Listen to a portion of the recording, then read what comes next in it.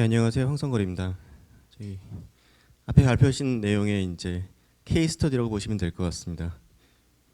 그 작년에 제가 이제 재작년에 이제 회사에서 나오고 작년에 이제 그 가장 기억에 남는 프로젝트를 했었고요. 오늘은 이제 그 말씀드리려고 가져왔습니다. 그 프로젝트는 이제 아우디 그 도시미래 이니셔티브라는 그런 프로젝트였고요. 그리고 이 프로젝트는 이제 경연제로 아우디에서 이렇게 그 전 세계를 돌아다니면서 팀을 뽑아갖고 이제 컴페티션을 하면서 여러 가지 또 활동을 콜라보를 하는 그런 어떤 이제 행사입니다. 그래서 세 가지 목적이 있는데요. 첫 번째는 이제 장기적인 목적을 비전을 이제 아우디를 위해서 마련하는 게 있었고요. 두 번째는 이제 아우디가 이 기회를 통해서 이제 네트워크를 형성하고 글로벌 파트너를 모집하는 그런 과정입니다. 세 번째는 이제 마케팅 예산이기 때문에 이걸 통해서 이제 아우디가 홍보 활동을 하는 그런 부분들이 있고요. 작년에 이제 뽑힌 팀은 베를린하고 보스턴하고 멕시코하고 서울이었고요. 그 지역에 따라서 되게 다르게 선정을 하고 있습니다. 서울 같은 경우는 이제 제가 국제 컨퍼런스에서 발표를 할 때 그때 보고서 이제 그 어프로치를 했었고요. 미국 같은 경우는 이제 그 국내에서, 그러니까 미국 내에서 어떤 컴페티션을 통해서 미국 팀을 선정하였습니다. 그 뽑는 과정이 되게 긴데요. 이제 일단은 이제 서울을 방문해서 여러 가지 이제 소개를 듣고 또 제 지인들 네트워크를 한번 다 훑어봅니다. 훑어보고 제 지인 한 10명 정도 후보를 뽑은 다음에 그 다음에 그 에이전시가 3명을 뽑습니다. 그래갖고 이제 가장 다른 사람들을 뽑는데요. 저하고 또 조태경 교수님이라고 이제 인지과학이랑 인류학 쪽에서 디자인하시는 분이고요. 유영기 이사라고 아주 감성적인 디자이너입니다. 그래서 이렇게 환상의 팀을 이제 같이 하면서 이 일을 시작을 했었고요. 저희 주전공은 사실은 이제 산업인문학이었습니다. 제 대학원 때 전공이기도 하고요. 또 지난 한 15년간 이쪽으로 일을 해왔었는데요. 근데 이제 이거는 이미 너무 알려져 있는 거여서 역부족이다 생각이 들었었습니다. 근데 이제 마침 조태인 교수님이 이제 계셨기 때문에 그걸 통해서 이제 이런 프레임워크를 조금 더 발전시킬 수 있었습니다. 너무 복잡하죠? 간단하게 말씀을 드리면요. 첫 번째는 이제 저희가 이렇게 이런 산업인문학을 통해서 항상 이제 역부족인 부분이 그 검증해봐라. 근데 사실 이렇게 그 미래에 대한 통계 수요가 있는 건 아니잖아요. 미래를 통계로 검증할 수는 없는 거고요. 그러다 보니까 이제 어떻게 우리가 해석하는 미래를 갖다가 정확한지 아니면은 자신감이 있는지 그걸 검증할 수 있냐는 거죠. 그래서 저희가 선택한 길은 이제 보통은 정성 조사는 이제 통계로 보통 검증을 하는 경우가 많은데 저희 같은 경우는 정성을 정성으로 검증하는 방식을 택했습니다. 특히 이제 그 저희 주전공은 맨 처음에 이제 이런 산업인문학을 통해서 사람의 행태를 자연 통찰하면서 거기서 영감을 받아갖고 디자인을 하자였습니다. 근데 이제 여기서는 어떤 해석이 나오는데 그 해석을 어떻게 검증할 것이냐 그랬을 때는 물론 전문가로 검증하는 것도 있겠지만 또 하나는 저희가 이제 인지과학이랑 인류학 쪽에 어떤 이론을 활용해서 그거를 크로스 체킹을 했습니다. 그래서 이게 가장 저희한테 큰 어떤 차별점이 됐었고요. 이 부분 때문에 저희가 어떻게 보면 이제 그 컴페티션에서 두각을 나타낼 수 있었습니다. 저희가 주제로 가져갔던 거는요. 아우디가 이제 프리미엄 자동차 회사이기 때문에 그럼 과연 프리미엄은 항상 부정적인 이미지만 있느냐라고 했을 때는 아닐 수 있다라는 거죠. 지금 현재는 이제 프리미엄 어떤 시장이 있고 대중이 있을 때 되게 위화감이 조성이 된다는 거죠. 그것도 이제 어떻게 보면 그 전략이고요. 근데 이제 저희가 강조한 거는 아우디는 되게 현대적인 프리미엄이고 다른 쪽이랑 차별을 하자. 그래서 저희가 이제 내세운 거는 어떤 프리미엄 시장과 대중과의 밸류 체인을 엮자라는 게 저희 컨셉이었고요. 이런 걸 통해서 아우디가 어떻게 브랜드를 갖다가 정의하냐에 따라서 사회에 선순환적인 효과를 가져올 수 있다라는 거였습니다.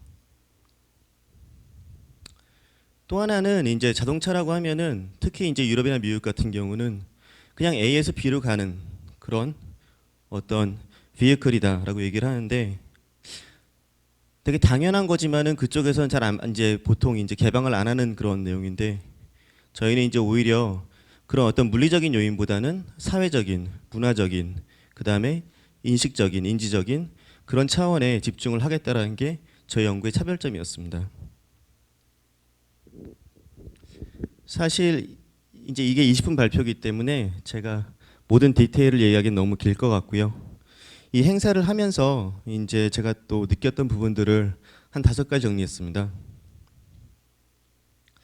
처음에 되게 감동받은 거는 우리는 이제 임기라는 게 있다 보니까 보통 3년 이상 안 내다보잖아요. 근데 여기는 30년을 내다보더라고요. 보통 자동차 같은 경우는 우리나라는 제작하는데 4년이 걸리는데 아우디는 한 8년 정도 걸린다고 해요. 그래갖고 이제 3세대까지는 다 예약이 돼 있기 때문에 그 이상의 어떤 이제 미래를 본다는 거죠. 그래서 30년 내다본다는 게 되게 감동받는 부분이었고요. 되게 부러웠고요. 또 하나는 이제 다른 차원에서는 되게 멀리 보는 것뿐만이 아니라 되게 거시적으로 봐요. 그래서 차라는 어떤 사물만 보는 게 아니라 일단은 도시 전체 어떤 환경이 어떻게 변할 것이냐, 그 다음에 차가 어떻게 변할 것이냐를 연구하는 거죠. 그래서 되게 장기적으로, 되게 거시적으로 시작한다는 게 되게 부러운 그런 점들이었습니다. 두 번째 또 감동받았다는 건요. 이렇게 갑갑 관계라는 거죠. 공항 내리면서부터 되게 이제 수행원들이 다 붙기 시작을 하고요. 공항부터 이제 그 다시 공항 돌아올 때까지 계속 한시도 쉬지 않고 수행원들이 모든 걸 지원을 해줘요. 그러니까 저는 이제 제 일에만 집중을 하고 물론 발표를 한 6, 7번을 하기 때문에 되게 체력적으로 이제 힘든데 거기에 오차가 없게끔 100% 지원해 주는 거죠. 그래서 먹는 음식도 뭐 미쉐린 뭐 투스타 이상으로 준다든지 그다음에 모든 이제 사사로운 거 다 챙기고 항시 이제 수행을 하는 그런 게 되게 보기 좋았던 것 같아요. 그러니까 그 대우를 받아서가 아니라 서로 존중한다는 느낌, 되게 수평적이라는 거. 그래서 지금도 연락을 많이 하고 지내는데 이제 그런 어떤 위계적인 것보다 수평적인 관계가 진정 존재한다는 게 되게 좋았습니다. 특히 이제 기업을 나온 저로서는 되게 이제 의뢰 생활을 많이 맛보고 있는데요. 예, 되게 새로웠습니다. 세 번째 이제 깨달음은 이렇게 질과 양에 관련된 건데요. 이제 저희는 이제 제가 뭐 지금도 컨설턴트로 일을 하지만은 되게 양이 중요하거든요. 증빙하는 거, 내가 고생 얼마큼 했는지. 근데 아우디랑 일하면서 되게 이제 힘들었던 거는 제가 한 130페이지 정도 해가면은 너무 많다는 거죠. 30페이지만 하라는 거죠. 그래서 거기서는 이제 어떤 양적인 것보다는 질적인 어떤 가치를 많이 본다라는 게 되게 당연하지만 부러웠습니다. 네 번째는 이제 그 품위보다 품질을 더 중요시했다라는 거죠.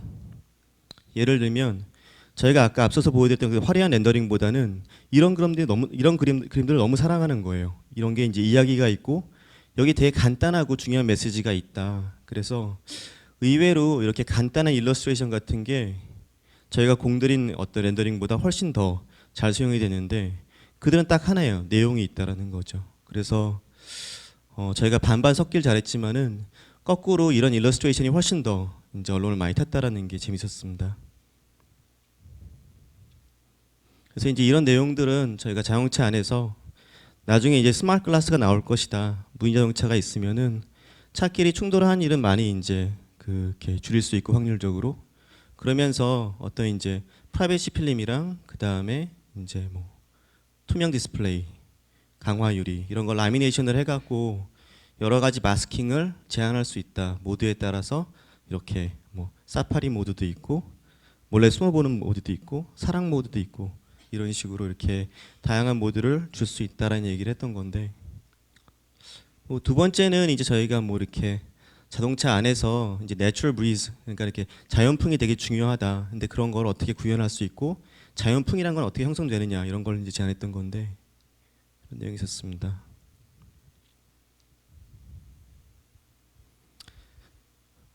그 다음에 이제 네 번째, 그러니까는 그 다시 이제 말씀을 드리는 건데 앞서 한 얘기를요. 그러니까 이렇게 어떤 신비하고 어떤 미신적인 그런 화려함보다는 되게 이제 간결한 스토리를 되게 중요시했다라는 거고요. 다섯 번째는 이제 우리나라가 되게 훌륭한 테스트 베드라는 거죠. 저희가 우리나라는 시장도 작고 우리가 그 네 팀 중에는 가장 적은 어떤 마켓 사이즈를 대변하고 있는데 어떤 걸로 강점을 내세울까? 어떻게 하면 한국이 되게 중요하다는 걸 그러니까 이렇게 인식시킬 수 있을까 고민했었습니다. 근데 그 중에 하나가 우리나라는 정말 이렇게 어떻게 보면 이제 되게 그 열정은 정말 남미의 열정을 가지고 있고 정말 최고의 경제 구조를 가지고 있고 뭐든지 하면 더 되게 이제 극하게 자랄 그런 능력이 있기 때문에 근데 실제로 이제 둘러보니까 그런 게 있더라고요. 저희 이제 거기서 이제 항상 이제 우리가 인스피레이션 사이트로 쓰는 데 갖다가 이제 문헌 통계학적으로 접근을 하라고 얘기를 하는데 그걸 보면서 놀랐던 게 우리나라 인구 밀도가 뉴욕의 8배라고 하더라고요. 그다음에 베를린의 4배, 런던의 3배라고 하더라고요. 그다음에 그러니까 서울뿐만이 아니라 서울 주변의 위성 도시가 몇 개인지 아세요, 혹시요? 그러니까 20개가 있다고 하더라고요. 그리고 전 세계에서 이렇게 큰 도시에 작은 도시일 수도 있지만 하여튼 이런 도시에 이렇게 강이 가로질러 가는데 그 강의 폭이 1km가 되는 거예요. 어마어마한 거죠. 그리고 그 다리를 잇는 그러니까 그 강을 잇는 다리가 27개가 있다는 거예요. 근데 이렇게만 얘기를 해도 그쪽에서는 정말 서울에서 뭔가 성공을 한다면은 어디나 갈 수 있는 거구나라는 건 설득할 수가 있었던 거죠. 이게 이제 이렇게 되게 준비를 많이 시켜요. 이제 독일에서 2번 오고 제가 독일을 2번 가고 그러면서 이제 발표 준비도 많이 시키고 또 이게 한편으로는 발표 대회인가 싶을 정도로 되게 발표의 중요성을 많이 강조를 하는데요. 처음에 이제 잉골스텟이라는 그런 이제 그 아우디 타운이죠. 거기에 가서 발표를 하는데 이제 이때는 이제 전문가들하고 그다음에 그 아우디 내부 전문가들하고 외부 그러니까 이렇게 마니아층들 그다음에 이제 그런 이렇게 일반 관객들하고 이제 대중들하고 이제 같이 발표를 하는 거였는데요. 서울의 이런 점을 이제 강조해서 사실은 대중들로부터 제일 많은 표를 얻었어요. 저희가 거의 만점에 가까울 정도로 이제 점수를 받았고요. 그래서 이때는 1등을 했습니다.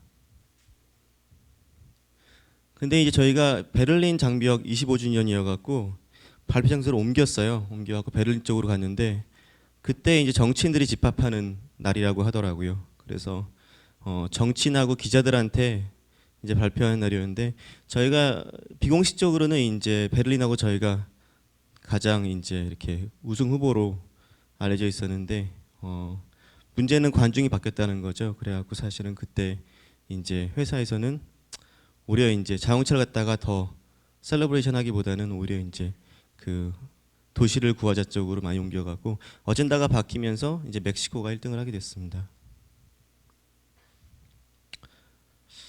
우리나라가 작지만요, 정말 어떤 이런 익스트림 폴라라이제이션이 있다. 되게 어떻게 보면 이제 가장 어려운 그런 이렇게 시장이다라는 얘기고 또 그만큼 우리나라에서 성공을 할 수 있다 그러면 해외 나가서 성공할 수 있다라는 걸 배웠습니다.